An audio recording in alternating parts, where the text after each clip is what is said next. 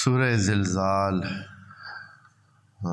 انشاءاللہ اس کا ترجمہ اور تشریح اور تفسیر عرض کرتے ہیں انشاءاللہ۔ اس سے پہلے اس کا ثواب پڑھنے کا ذکر کر دیتے ہیں۔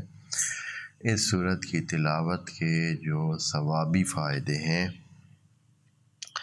اس میں یہ ہے کہ حدیث نبوی ہے کہ اس کی تلاوت کرنے سے یوں سمجھیں جیسے آپ نے سورہ بقرہ کی تلاوت کی ہے۔ اور سورہ بقرہ میں جتنے حروف ہیں آپ جانتے ہیں کہ ہر حرف کے بدلے 10 نیکیاں ملتی ہیں، تو پھر ثواب آپ خود گن لیں کتنا ثواب ہوگا۔ نیکیاں یوں ہی سمجھیں جیسے مثبت پوائنٹ ہوتے ہیں۔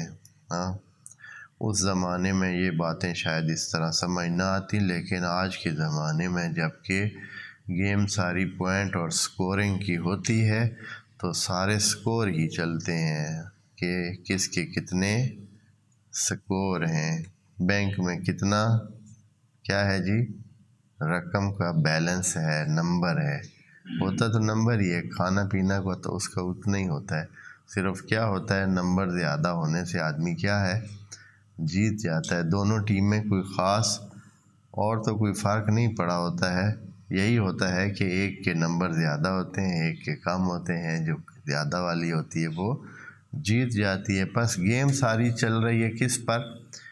نمبر پر چل رہی ہے۔